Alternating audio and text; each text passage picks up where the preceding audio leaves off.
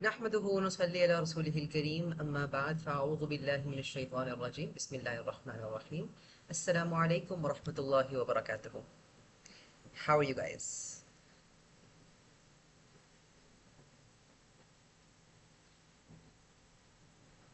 How is everyone doing? Alhamdulillah. Okay. uh, as I explained before, आज वाला session mainly जो हमारा है that is a replacement for what was scheduled on Wednesday, क्योंकि Wednesday को हमने कवर अप किया लास्ट संडे का session. Last Sunday unfortunately I wasn't available, मैं आउट ऑफ सिटी था, तो इसलिए वो वाला सेशन नहीं हो सका. वीक 6 सेशन 2 उसको हमने कल कवर किया, एंड देन कल का सेशन हम आज कवर कर रहे हैं, एंड इंशाल्लाह बाकी विल रिमेन ऑन स्केड्यूल. आज वी स्टार्टिंग वीक 7, और वीक 7 का primary title is influence. Right. इंसान को क्या चीज़ें इन्फ्लुएंस करती हैं, किस तरह इन्फ्लुएंस करती हैं, और how do you control the person you become. ठीक. सेशन 1, आज वाला session is primarily about friendship in company. Right. हम में से बहुत सारे लोग ये कहते हैं कि जी, I am a very strong-willed person. I am a very I'm a self-made person. कि मुझे मेरी वैल्यूज़ को, मेरी एथिक्स को कोई और इन्फ्लुएंस नहीं करता. मैं किसी से कोई इन्फ्लुएंस नहीं लेता, मैं किसी की किसी से उस तरह का कोई इफेक्ट नहीं लेता अपने उसके ऊपर. कुछ लोग क्या, काफ़ी टाइम तक मैं ये बात कहता था अपने बारे में कि आई am a very self deterministic person. मुझे नहीं फ़र्क पड़ता मेरे आगे पीछे से लोग क्या कर रहे हैं. But the problem is कि that may be true in the very short term, it cannot be true in the long term.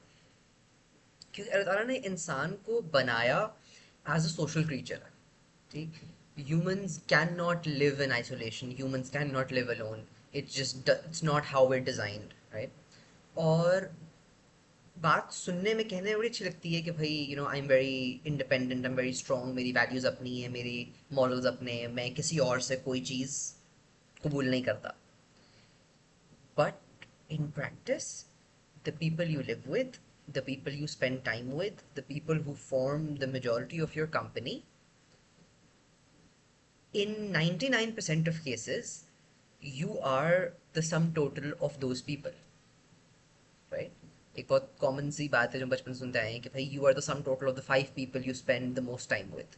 And 5 is an arbitrary number, उससे कम हो सकता है, ज़्यादा हो सकता है.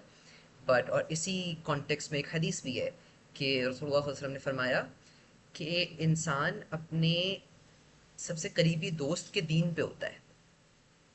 राइट. इंसान का दीन is directly related to the दीन his closest friend is on.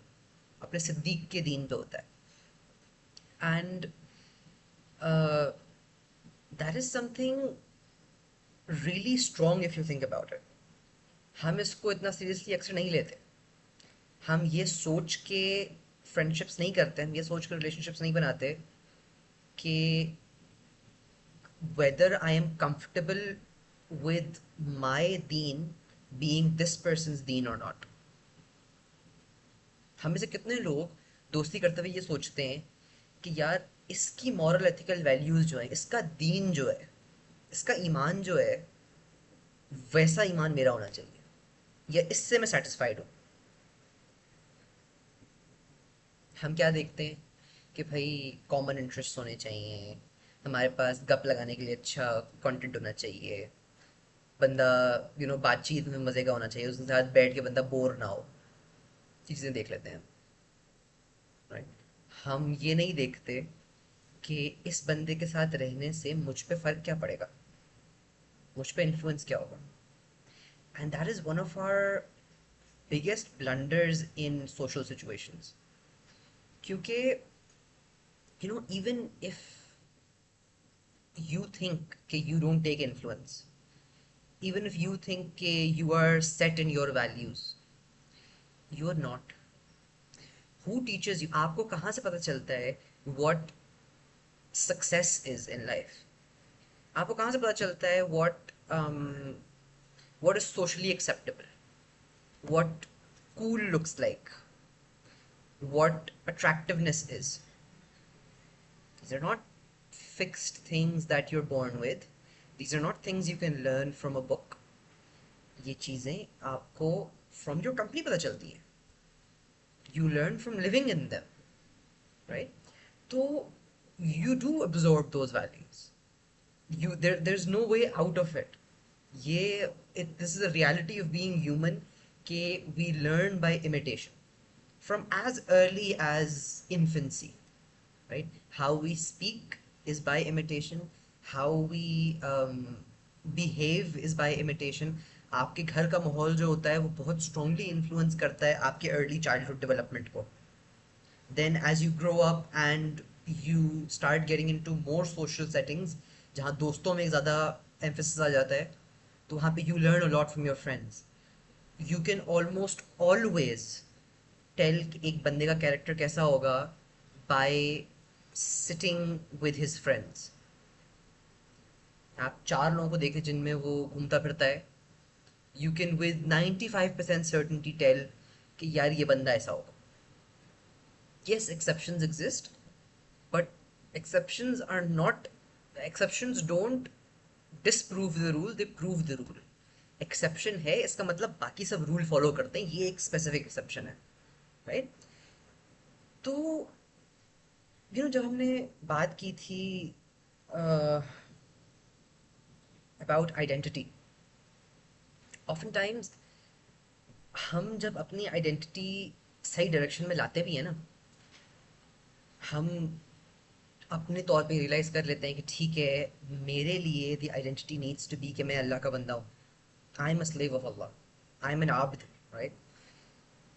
हमने अपने तौर पे अपने दिल को ये कन्विंस कर लिया, अपना वर्ल्ड व्यू ये सेट कर लिया. बट इस रियलाइजेशन के बाद भी we still are sitting in the same company जिसमें हम पहले बैठ रहे थे. उस कंपनी में वही बातें हो रही हैं जो पहले हो रही थी, वही फितने हैं उस सोशल सेटिंग में जो पहले थे. तो unless this is one of those rare cases कि आपकी कंपनी में सब के सब लोग ऑलमोस्ट एक साथ ही सही डायरेक्शन पे आ गए, या आपकी कंपनी पहले से अच्छी थी, आप भी उनकी देखा देखी अब सही हो गए, तो फिर तो this is beneficial. But in the vast majority of cases, जब एक बंदा, हम नॉर्मली स्कूल कॉलेज एनवायरनमेंट में से हम अपनी नॉर्मल सोशल सेटिंग्स में होते हैं, कंपनी में होते हैं, देर बहुत दीन मजहब वाले लोग इन जनरल पब्लिक नहीं होते. जस्ट नॉर्मल रैंडम चीज़ें, कोई एक ग्रुप बन जाता है दैट लाइक्स टू गॉसिप, कोई एक ग्रुप बन जाता है that's very much into sports, कोई ग्रुप बन जाता है that's very much into wrestling, movies, whatever, right? वो कोर इंटरेस्ट तो चेंज नहीं हुआ, उस ग्रुप की बॉन्डिंग तो वही है. अब the change has happened in you. आपको अपनी डायरेक्शन पता चली है कि नहीं यार, मैंने ये 4 लोगों में बैठ के गॉसिप नहीं कर, ये गीबत है. अब आपको तो ये रियलाइजेशन हो गई, लेकिन आप जब उस कंपनी में जाके बैठेंगे तो they are gonna keep doing what they are doing, वो तो चेंज नहीं हुए. तो either you will naturally distance yourself from them, or you will fall back into those same bad habits. इस दफा अब those bad habits are gonna harm you mentally, क्योंकि आपको in your mind ये realization है कि ये गलत है. You've accepted कि ये चीज़ गलत हो रही है, और उसको गलत जानते हुए you're doing it. पहले तो चलो आप उस एक्सेप्टेंस में, उस रियलाइजेशन में ही नहीं थे ना, तो योर ब्रेन वाज लाइक नहीं नहीं यार, कोई मसला नहीं, सही है, हो जाता है, मतलब इतना तो चलता है. लेकिन वंस यू एक्सेप्ट कि ये गलत हो रहा है and then you keep doing it, फिर आपका दिल आपको मलामत करता है कि यार व्हाट आर यू डूइंग. एक तरफ यू एक्सेप्टेड कि नहीं यार ऐसा नहीं होना चाहिए, and then on the other side you are going back to that same company and indulging in those same activities. वही गॉसिप, वही गिबत, वही सिगरेट, वही ड्रग्स, वही सारी चीज़ें. वही लड़कियां, वही रिलेशनशिप्स। तो this is the this is the place where islamically जो इतना एम्फेसिस है on keeping the community close, right, whether आप शुरू करें जमात की नमाज से, जुम्मे से, हज से, रोज़े से, टेक एनी ऑलमोस्ट एनी इबादा इस्लाम में has some form of collective aspect, right? क्यों? ताकि कम्युनिटी ज़रा क्लोज नेट हो। मस्जिद का concept is as a community center ना। हमारे पास अनफॉर्चुनेटली पाकिस्तान में ये कॉन्सेप्ट है ही नहीं, नॉन एग्जिस्टेंट है कि मस्जिद में नमाज के अलावा भी कुछ होता है। लेकिन मस्जिद का ओरिजिनल इस्लामिक कॉन्सेप्ट वाज कि अ मस्जिद is the centre, the heart of the community. आपने आपकी शादियां होनी है वो मस्जिद में होनी है, कोई और खुशी होनी है वो मस्जिद में होनी है, ईद का यू you नो know, वो होना है, ईद की नॉट जस्ट नमाज, ईद का जो सेलिब्रेशन हुआ करती थी वो मस्जिद में होती थी। अगर आप सीरत उठा के पढ़ें तो सीरत में एक वाकया मिलता है कि कुछ एबिसिनियंस आए हुए थे मदीना, और ईद पे दे वो अपना एक कल्चरल डांस सॉर्ट ऑफ कर रहे थे इन मस्जिद नबवी, और हज़रत आयशा और आप वसल्लम देख रहे थे उनको। तो दिस शोज के मस्जिद वो एक कम्युनिटी बाइंडिंग एजेंट बननी थी ना। वाई? ताकि मुसलमानों को एक राइचस एनवायरनमेंट मिले कनेक्ट करने का। आपकी जो कंपनी बने, आपकी जो सोशल गैदरिंग बने, वो एक ऐसी जगह पे बने जहाँ पे कोई भी कोई इस तरह का काम करते हुए मस्जिद में आपकी पॉजिटिव गैदरिंग्स हो जाएंगी, नेगेटिव गैदरिंग्स करते हुए कोई 10 दफा सोचेगा, कोई बैठ के मस्जिद में सिगरेट पीते हुए सोचेगा, राइट, कोई बैठ के मस्जिद में गीबत करते हुए जरा सा कंट्रोवर्शियल सा फील करेगा कि यार ये कुछ गड़बड़ हो रही है, सही नहीं है, ये बाहर जाके बात करते हैं। तो द मस्जिद being a community centre, Islam being a community centred religion, इसका मतलब इसका मोटिव ये था कि you inevitably find good company. आपकी मस्जिद से बाहर अगर बैड कंपनी है भी तो at least 5 times a day you are forced to come into good company, you're forced to sit beside good people, you're forced to be in an environment जिसमें you will think twice about doing something bad, about discussing something bad, about discussing something sinful. तो Islam recognizes कि you can't have a moral compass, you can't have your own identity alone. आपकी identity communal होना पड़ेगा, because humans are communal beings, humans are social beings, right. और वो एक बड़ी खूबसूरत हदीस है ना कि actually let me open, Bukhari की हदीस है। आप ने फरमाया कि मसलुल जलीस सालिह वल जलीस सऊई, कि एक अच्छे साथी, एक अच्छे दोस्त और एक बुरे दोस्त की मिसाल ऐसी है, कमथली साहिबिल मिस्की वकीर अल हद्दाद, कि जैसे एक मस्क फरोश, परफ्यूम सेलर, और ब्लैक स्मिथ का जो कीर कीर कहते हैं, जिसमें वो पिघलाता है ना लोहा, तो क्या चीज़ कहते हैं, फर्नेस, फर्नेस। अच्छे दोस्त और बुरे दोस्त की मिसाल ऐसी है जैसा एक मस्क फरोश और एक ब्लैक स्मिथ का फर्नेस, एक परफ्यूम सेलर, एक ब्लैक स्मिथ का फर्नेस। ला यादमुका मिन साहिबिल मिस्की इम्मा तश्तरीही औ तजिदु रिहा, कि पहला वाला जो है साहिब, जो परफ्यूम सेलर है, उससे या तो आप खरीद लेंगे परफ्यूम, या फिर आप या फिर वो आपको उससे कुछ एटलीस्ट खुशबू आप उसकी वो कर लेंगे, सूंघ लेंगे, या वैसे आपके कपड़ों पे लग जाएगी, राइट। उसके पास अगर आप बैठा करेंगे तो you will generally smell nice. وكير الحداد يحرق بدنك أو ثوبك أو تجد منه ريحا خبيثة. और जो ब्लैकस्मिथ का फर्नेस है उससे या तो आपके कपड़े जलेंगे या आपका इधर युहर्रिकु को पता नहीं, या तो आप जलेंगे या आपके कपड़े जलेंगे या आपकी आपसे एटलीस्ट स्मेल बुरी आएगी, आपके कोयले की और जलने की स्मेल आएगी, राइट? तो this is sort of again reiteration of the same point कि आपकी कंपनी, आप जिन लोगों में उठते बैठते हैं उसका आप पे असर होगा, वेदर यू लाइक इट और नॉट। आप कुछ ना करें, आप मस्क फरोश के पास जाके बैठे, आप उससे कुछ ना खरीदें, आप उससे नहीं खरीदें परफ्यूम, आपके पास से फिर भी अच्छी खुशबू आएगी। आप लोहार के पास जाके बैठें, उससे आप कोई काम, उसकी किसी चीज़ को हाथ ना लगाएं, आप सिर्फ बैठ जाएं उसके पास जाके। आप जब वहां से उठेंगे तो आपके पास कोयले की, लकड़ी की जलने की स्मेल आएगी आपके पास।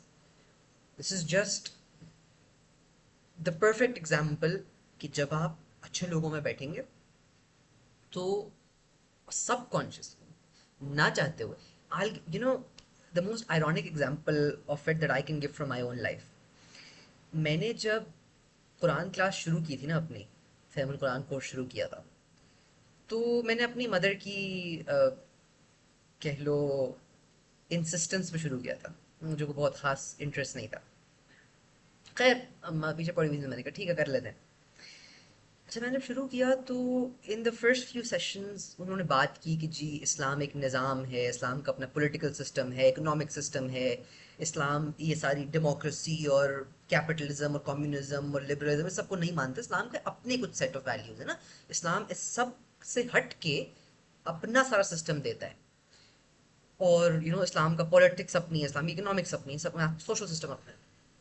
मैं क्या क्या बेवकूफ़ी वाली बातें कर रहा है। इस्लाम इतना भी स्ट्रिक्ट नहीं है, इस्लाम को कोई मसला नहीं है, आप अपनी नमाज रोजा हज ज़कात करो, अपनी मस्जिद की हद तक रखो अपने इस्लाम को, आपको स्टेट के कामों में इस्लाम को डालने की क्या जरूरत है। This was again my thinking back then. चलो सुन लेते हैं क्या कह रहे हैं ये लोग। इनकी आर्ग्यूमेंट्स को सुनते हैं और फिर इन्हीं के पॉइंट्स को रिफ्यूट करते हैं, इन्हीं की किताबों और इन्हीं के कुरान से इन्हीं के पॉइंट्स के रिफ्यूट करते हैं। मैं डिबेटर था, हमेशा से डिबेटर रहा था, तो मेरा कीड़ा वही वाला था कि यार नहीं नहीं बकवास कर रही है, इनको काउंटर करते हैं। खैर बैठ गए, सुनना शुरू किया। 1 महीना 2 महीना, भाई भाई देख हमारा 10 महीने का कोर्स था। Before I was even half way through I was like नहीं यार बात तो सही कर रहे हैं,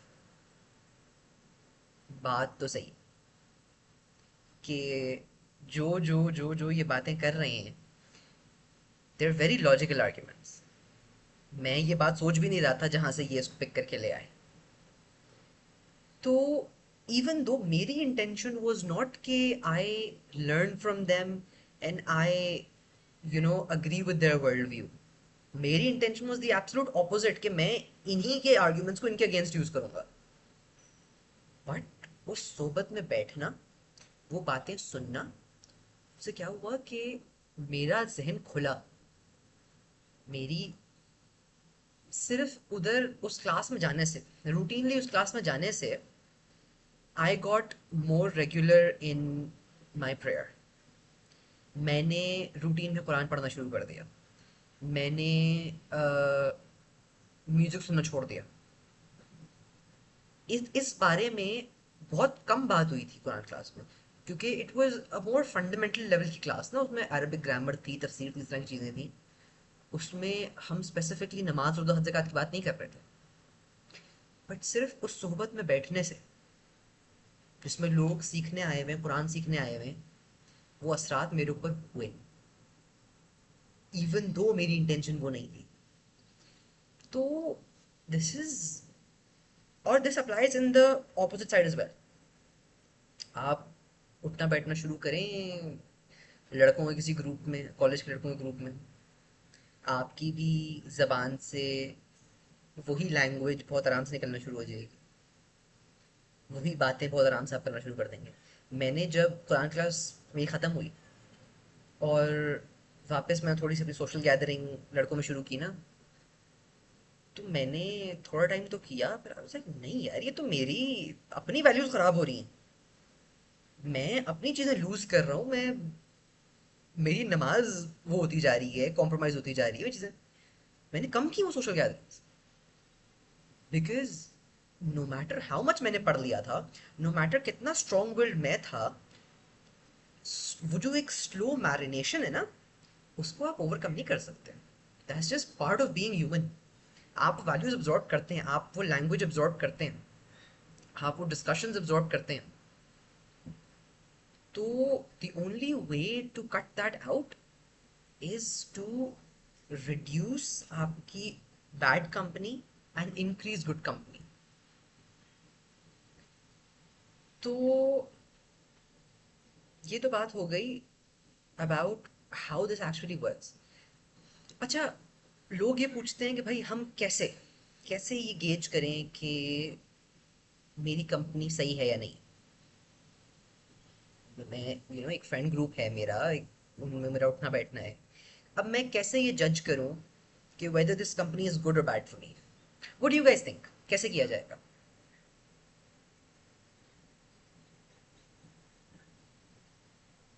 आप लोगों के ऑब्वियसली कुछ प्री एग्जिस्टिंग फ्रेंड्स होंगे, school mates, college mates, university mates, बचपन के दोस्त। तो how do you, after realizing कि अच्छा अब मैंने अपनी ज़िंदगी इस ट्रैक पे लानी है, हाउ डू यू जज के whether these are friends worth keeping or moving away from?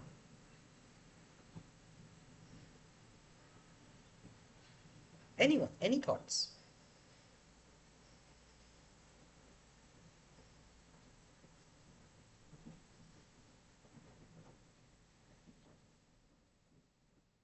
किसी ने कुछ तो सोचा होगा ना कभी। द क्वेश्चन इज कि आपके कुछ दोस्त होंगे प्री एग्जिस्टिंग, राइट, हमेशा से रहे हैं, आपके बचपन से होंगे, स्कूल से होंगे, कॉलेज यूनिवर्सिटी से होंगे। अब अगर आपने ये रियलाइज़ कर लिया है कि भाई मेरी ज़िंदगी की डायरेक्शन इससे पहले कुछ और थी, और अब मैंने इस तरफ लेके आनी है कि मैंने अल्लाह का बंदा बनना है, मैंने ये चीज़ें करनी है, ये मेरी अंदर कुछ फ्लॉज थे, इनको मैंने सही करना है। ठीक है, आप अपने ऊपर तो काम कर सकते हो, बट अगर आप अपनी उसी प्रायर कंपनी में रहोगे तो चांसेस आर कि you won't be able to fix yourself and you will fall into that same pattern again, right? तो अब उस कंपनी को कैसे जज करना है, उस फ्रेंड ग्रुप को कैसे जज करना है कि यार whether these people are good friends to me और bad friends for me, whether इनका इन्फ्लुएंस इज गुड और not on me. Discipline and worldly interest, do you mind explaining that a bit कि किस तरह? मतलब ठीक है, डिसिप्लिन एंड वर्ल्डली इंटरेस्ट तो आपके अपना एक वो है ना कि आप खुद को सही किस तरह करना है, बट हाउ डू यू जज देम, उनके गोल्स, इखलाक, प्रायोरिटीज वगैरह? ओके, उनके गोल्स क्या हैं? You may know, you may not know. अक्सर फ्रेंड ग्रुप्स जो ज़रा से सुपरफिशियल लेवल के फ्रेंड ग्रुप्स होते हैं, इनमें बहुत, मतलब लड़कों में अक्सर ये होता है, मुझे लड़कियों का नहीं पता, लेकिन लड़कों में इतनी कोई डीप कॉन्वर्सेशन नहीं होती कि आपकी लाइफ गोल्स क्या हैं और आपकी ज़िंदगी में क्या करना है, क्या करना है। ठीक है, इखलाक आपको नज़र आ जाता है बंदे का, या आपको उसके साथ उठना बैठना है, इखलाक आपको नज़र आ जाता है। प्रायोरिटीज़, अच्छा प्रायोरिटीज़ में क्या होना चाहिए, ये कैसे जज करेंगे? और प्रायोरिटीज़ किसी की किस हद तक आपके लिए बेनिफिशियल या हार्मफुल है, ये कैसे जज करेंगे?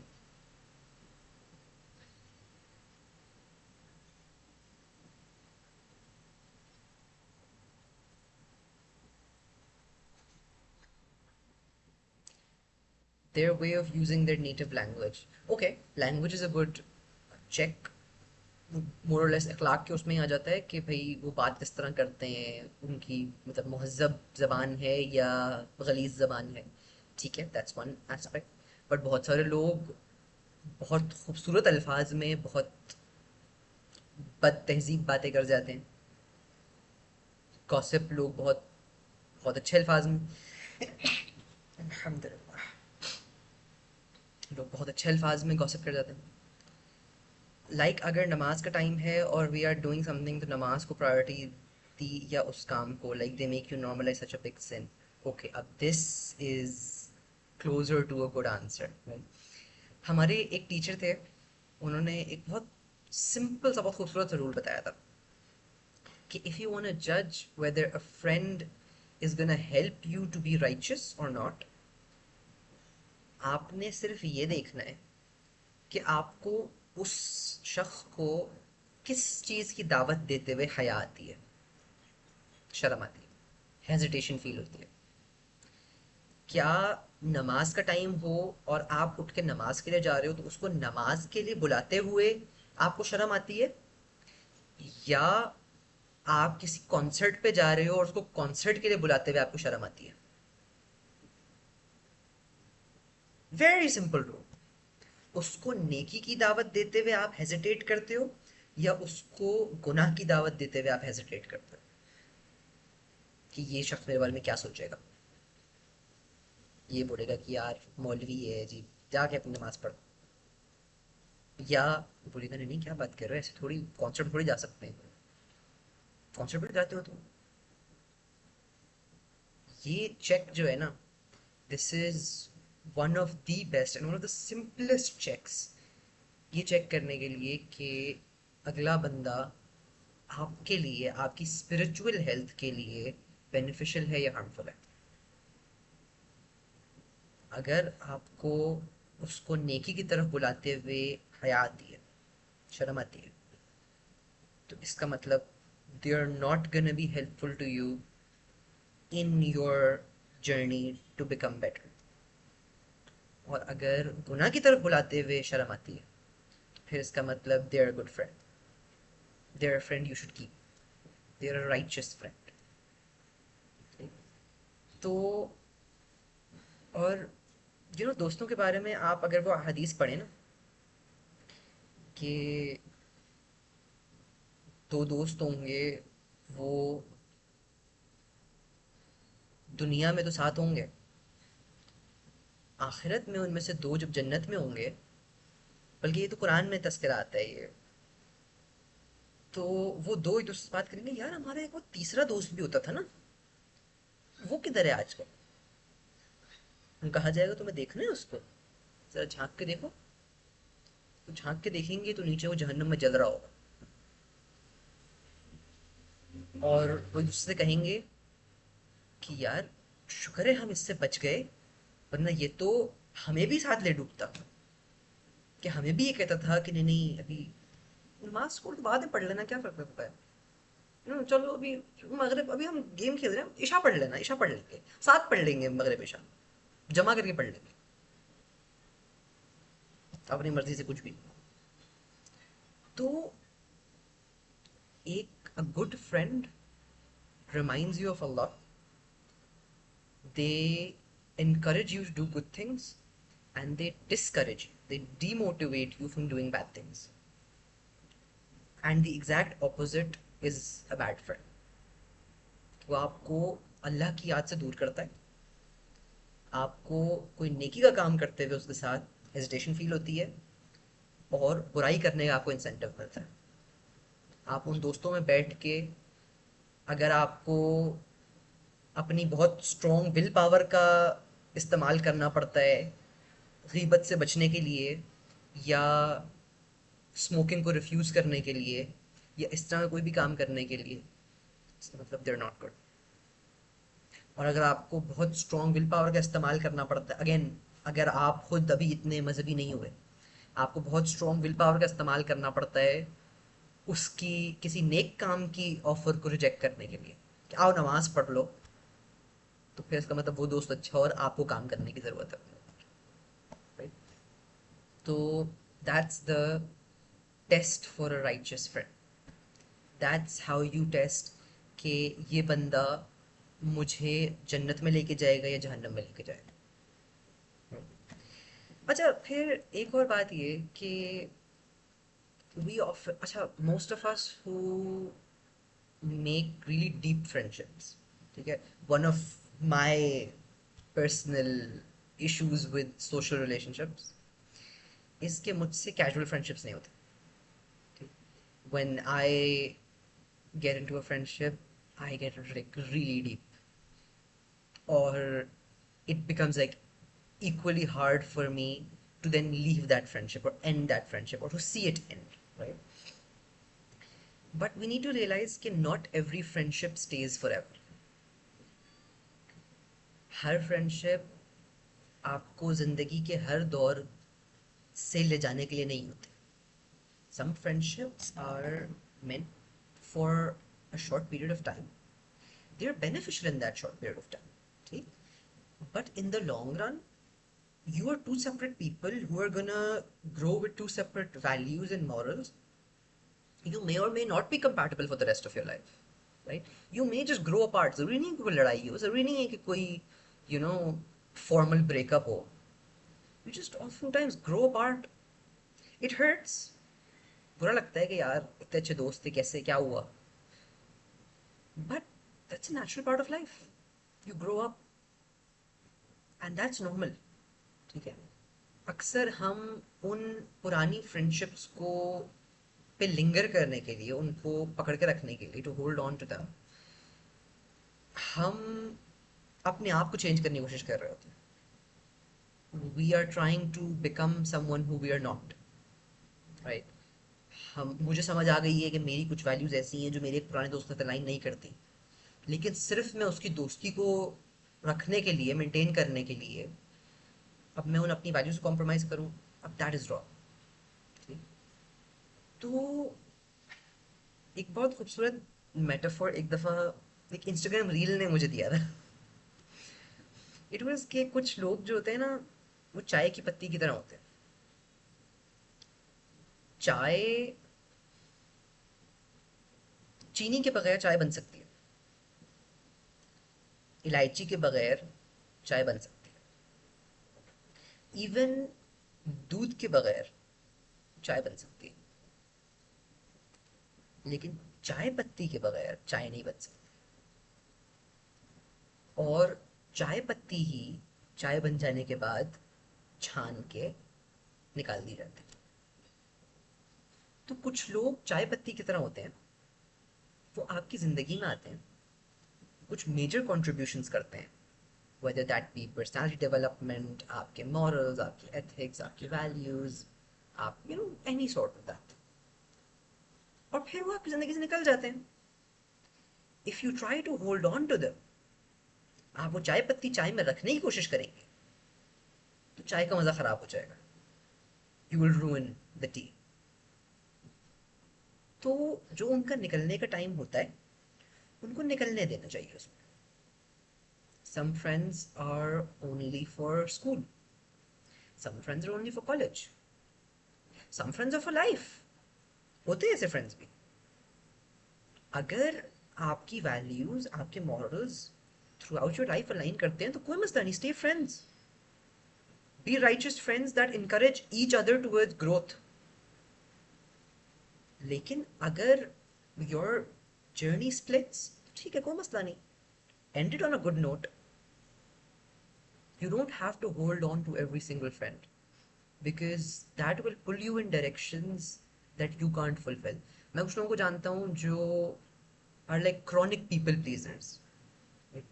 वो they just cannot fathom के किसी की उनसे नहीं बने, या किसी को satisfy वो ना करें. उनको मुझे बैठ के समझाना पड़ता है, because they good friends, they close friends of mine ना. उनको समझाना पड़ता है कि देखो, तुमने you have grown in the past few years, right. तुम्हारी वैल्यूज इवॉल्व हुई हैं, तुम्हारे मॉरल्स इवॉल्व हुए हैं. तुम पहले कुछ और सोचते थे, अब कुछ और सोचते हो. If you keep maintaining that same company, if you keep being friends with those same people जो इस तुम्हारे माइंडसेट से, इस वर्ल्ड व्यू से अलाइन नहीं करते, तो you will harm your self and you will harm this world view that you have. तुम अगर अब दीन की तरफ आने लगे हो, तो you inevitably have to reduce your exposure to people जो दीन पे नहीं है.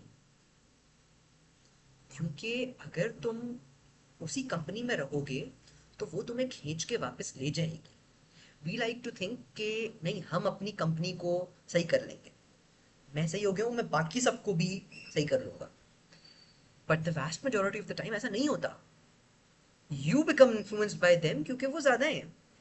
You are newly on this journey towards correction. वो अपने उस वर्ल्ड में बहुत पुराने हैं. देयर सेट, उनको चेंज होने में टाइम लगेगा. You made some significant progress over a significant period of time, and that is because you were willing to make that change, right? There is no telling if they're willing to make that change or not. मैं ये नहीं कह रहा आप उनसे बिल्कुल ही cut off हो जाएं, आप उनसे बात ना किया करें, आप उनको हेलो हाय ना किया, सलामी ना किया करें. That's not the right way to it. आप उनसे मिले भी, उनसे बात भी करें, उनसे गपशप भी रखें, उनको दावत भी दें. दावत बहुत ज़रूरी है. आप अगर सही हो गए हैं तो उनको भी सही करना चाहिए. लेकिन be aware of how much time you're spending with that company और आप पे कितना इन्फ्लुएंस हो रहा है उसका. Because I seen too many people जो रियलाइज कर लेते हैं कि यार ये गलत हो रहा है और फिर वापस उल्टे पड़ जाते हैं. और पता है क्या, अगर आपको रियलाइजेशन ना हो ना, तो the first time you realise you can really change, क्योंकि इट जस्ट हिट यू. आपका दिल एकदम से बदला होता है कि यू कैन रियली चेंज. आपका एक वो मोटिवेशन बहुत हाई होती है. एक दफ़ा समझ आने के बाद अगर आप अब चीज़ों को सही ना करें और वापस उन्हीं ओल्ड हैबिट्स में पड़ जाएं, तो फिर आपके लिए सही होना बहुत मुश्किल हो जाता है. आपको एक दफ़ा रियलाइजेशन हो जाए और फिर भी आप अपनी चीज़ें फिक्स ना करें, तो फिर इन अ वे अल्लाह ताला भी आपके दिल पे एक मुहर लगा देते हैं कि यार तुम्हें ये अंदाज़ा हो गया, तुमने एक्सेप्ट कर लिया कि ये गलत हो रहा है, yet you still not willing to fix yourself. फिर आपसे वो मदद भी ख़त्म हो जाती है अल्लाह की, जो अल्लाह ताला आपको उस टाइम मदद कर सकते थे जिस टाइम पे आप नए नए इस अंडरस्टैंडिंग में आए थे. आपने, I give you a very real life example, day to day example. जिस टाइम पे अजान होती है, आपने उस टाइम पे उठ के नमाज पढ़ ली तो बहुत आराम से नमाज पढ़ ली जाती है. आपने ये सोचा अच्छा पढ़ता हूँ, अच्छा अभी उठता हूँ, अच्छा बस अभी बस ये काम निपटा लूँ फिर कर लेता हूँ, अच्छा बस ये एक दो और रील्स देखने फिर बंद करके जा रहा हूँ नमाज पढ़. हो गई आपकी नमाज. फिर या तो आप बिल्कुल आखिरी आखिरी मिनट में सूरज डूबने से पहले आप असर पढ़ रहे होंगे, या आप नहीं पढ़ रहे होंगे. ऐसा होता है या नहीं होता? अपनी लाइफ को देख के बात करें. This is the same thing that happens with change, with changing yourself. तो you can't change alone, you need company. You need good company. अच्छी सोहबत ईमान बढ़ाने का बहुत बेहतरीन तरीका है, और बुरी सोहबत ईमान घटाने का बहुत बेहतरीन तरीका है. चीज़ मैंने नोटिस की थी जब कुरान क्लास ख़त्म हुई थी ना, तो उसके फ़ौरन बाद मेरे फर्स्ट ईयर के एग्ज़ाम्स थे. तो मैंने, अच्छा अगेन कुरान क्लास वो समथिंग जो 5 days अ वीक मैं जा रहा हूँ उधर, 3 साढ़े 3 घंटे लग रहे हैं. तो मैं 3 hours a day I am sitting in very good company. दीन की बात हो रही है, कुरान की बात हो रही है, मेरा ईमान का लेवल इज़ प्रीटी हाई. उसके बाद फर्स्ट ईयर के एग्ज़ाम्स आ गए कोर्स ख़त्म होने के फ़ौरन बाद. तो मेरी कंप्लीट एक्टिविटी वो सारी कट गई. बिल्कुल ही मैं 100% दीनी सारी एक्टिविटी से ख़त्म हो के कट के रह गई क्योंकि पढ़ना था. दैट 1.5 2 months जो एग्ज़ाम प्रेप और फिर एग्ज़ाम पीरियड इटसेल्फ, मेरा ईमान फेल सो मच कि आई वाज लाइक यार ये क्या हो रहा है मुझसे. नमाज पढ़ने में मुझे इतनी मुश्किल हो रही है कि मुझसे मुझसे उठ के नमाज नहीं पढ़ी जा रही. और दैट डिडंट फिक्स इटसेल्फ जब तक मैंने वापस अपनी दीनी गैदरिंग शुरू नहीं की. मैं वापस हल्का कुरानी में जाना शुरू नहीं हुआ. मैं वापस तंजीम के बाकी कामों में, कुरान अकेडमी के बाकी कामों में इन्वॉल्व नहीं हुआ. उसमें इन्वॉल्व हुआ फिर दोबारा नॉर्मल आ गया. तो आपकी company is very very effective at keeping your ईमान high and keeping you on the right path. So, again, to round it all off, the question you need to ask yourself every now and then to assess yourself is कि अगर कोई आपके the people you spend the five people you spend the most time with, the five people you're closest to, अगर कोई उनके साथ एक पूरा दिन गुजारे या एक हफ्ता गुजारे तो उसका क्या इंप्रेशन होगा आपके बारे में. If that impression you're satisfied with, ठीक है. But if you're not satisfied with that impression, तो फिर it's time to think about what changes should you be making, right? So that's all I have. If you guys have any questions, if you want to add anything, please feel free.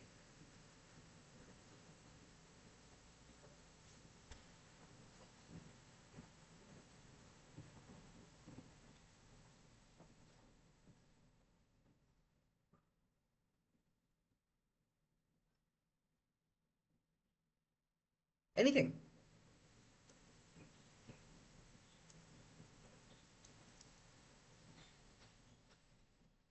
No questions? चलो, in case there are none, inshallah, ये वाला था about influence in person relationships, right? Bi-directional relationships, आपकी friendships, आपकी company, आपकी इस तरह के relationships. Inshallah, the next session, Sunday wala session, we are going to talk about influence from a digital perspective. Okay, the content you consume, the influencers you follow, the people you watch on social media, उनका किस तरह का influence है आप पे, and what psychology wise what sort of relationships are those, because there's a very special name for those relationships and there's very interesting neuropsychology behind it. So if there's no further questions from this session, अगर कोई कुछ add करना नहीं चाह रहा तो let's end it here. جزاك الله خير everyone for coming. سبحانك اللهم وبحمدك نشهد أن لا إله إلا أنت نستغفرك ونتوب إليك. جزاكم الله خيرا. السلام عليكم ورحمة الله وبركاته.